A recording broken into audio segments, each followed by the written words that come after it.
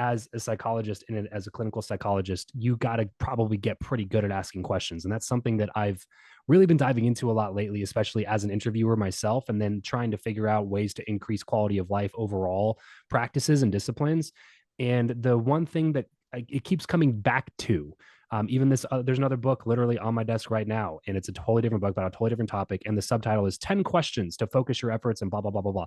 And it's just like, the more I get into this, the more I start realizing that it really is like the quality of our life really is dependent on the quality of the questions that we can ask, or the quality of questions that we can ask ourselves. How do you view question asking and asking the right questions, especially when it comes to doing the work of meeting yourself? How do you view those things intertwining, and how important is that?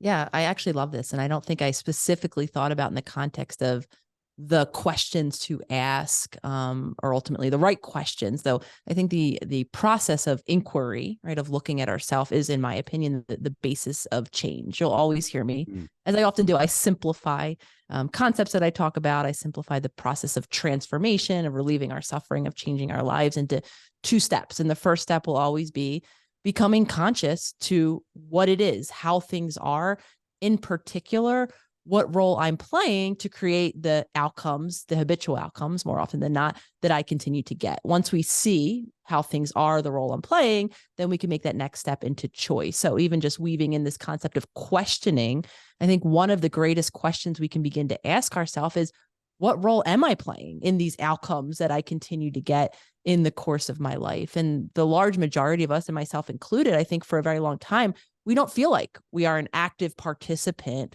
in creating our current circumstances. Though, of course, that's what my first book, How to Do the Work, is really about, is showing all of this unconscious, subconscious world that is creating those habitual outcomes that we can then become present to, so that we can become that active participant. So I think that would be the primary first question: is what role am I playing? How am I creating what's happening around me, so that I can begin to make those new choices to create the change that I'm looking for? It seems like there's a lot of people that are almost afraid of taking that first step, and are actively avoiding asking themselves the right questions. And I don't know exactly why that is. And I'm curious to hear your thoughts. Kind of a hypothesis of mine is that awareness breeds accountability. And once you become aware of something, it's all of a sudden now on you to decide whether or not you're going to fix it. And that doesn't feel good. We want to think that everything bad that's happening to us is our environment's fault, and it was our parents' fault, and it was our teacher's fault, and it was culture's fault. And I'm just trying to do the best I can with all the crap sandwich that the world fed me. You know what I mean? So that's just my kind of my hypothesis here. Am I wrong in thinking that way? How do you think about like what can make people jump into that first step of becoming aware that the problem exists, and that they are ultimately the ones responsible in solving that problem? I think, to speak to your point, it absolutely opens up the aspect of personal responsibility, and then all of the ways that we could feel about ourselves, the humans in our family, the environments that we've come from that have created that way of being. But I think even before we get to accountability, I think it's really natural and understandable that many of us, and I'll again speak from my own lived experience, we don't feel a participant because all of this happens so outside of our awareness that it seems to us that we go about life and circumstances happen, and we don't have the space to see that underlying whatever event happened outside of, my being internally, that I've interpreted that event, that my body has shifted into some sensation, right? It's beginning to perceive what's happening and assess on one major area is this something that's safe? Is this something I've experienced before? Is there possibly something that's threatening in this moment? Again, now I'm interpreting what's happening based on how my body is reacting, based on old mental narratives that I've been repeating, so many of us, for as long as I can remember, based on the earliest ways that I've learned to make sense of my circumstances.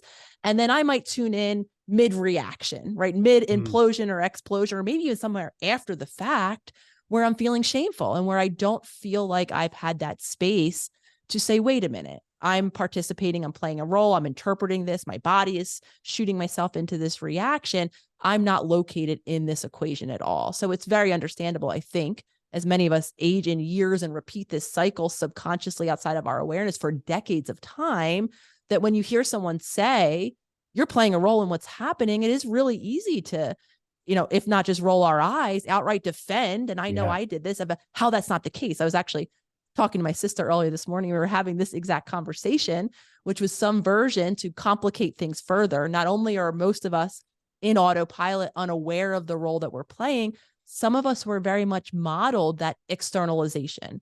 The world is happening to me. I can't affect Mm. change. It's overwhelming to me. And that was very much what we were taught in my family home. So we both are acknowledging, how difficult it is to factor ourselves in, to see the role that our interpretations are playing, to see the role that our dysregulated nervous system is playing in terms of forming those interpretations, Yeah. and to ultimately locate me as an active player. But I think that's an important aspect of it, is it's so unconscious to us that understandably we are like, what are you talking about, Nicole? We don't Yeah. have, I'm not able to change. And until we really become conscious of our self in that process, we will feel a victim to our circumstances. And especially because up to that point of awareness, all you've ever practiced is that version of yourself, like that thought process, that spiraling that happens, that like state of anxiety or depression or fill in the blank is reinforced from something that happened early on, but also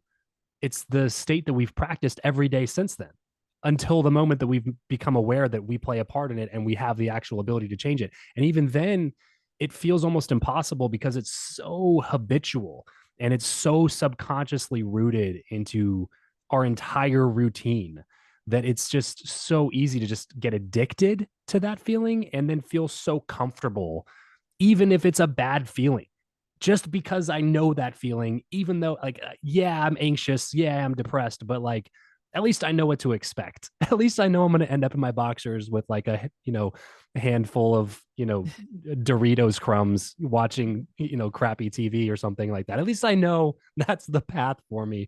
And there's some sort of comfort in that, right? Even as weird or as messed up as that sounds.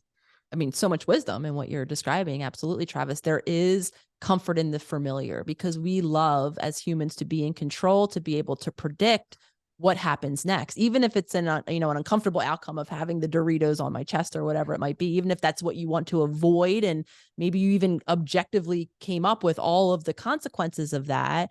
To your subconscious mind, which is driving all of our behavior, which is driven by our nervous system, it is only, prioritizing the safety of that next moment, and the habitual familiarity of those patterns will feel safer than the threat that's in that possible unknown. And to speak to another point you very beautifully made in there, these habits for many of us, because we are like the horse with blinders on it, become for some of us part of our personality. We do think it's our identity. We wrap ourselves in this habitual way of being, and we don't even see the possibility of showing up in a different way, of having a different response in those moments, because we begin to then recite things like, this is just how I am or who I am, not understanding that this habitual way of being, again, was born out of our circumstances, not out of something intrinsic about us in general.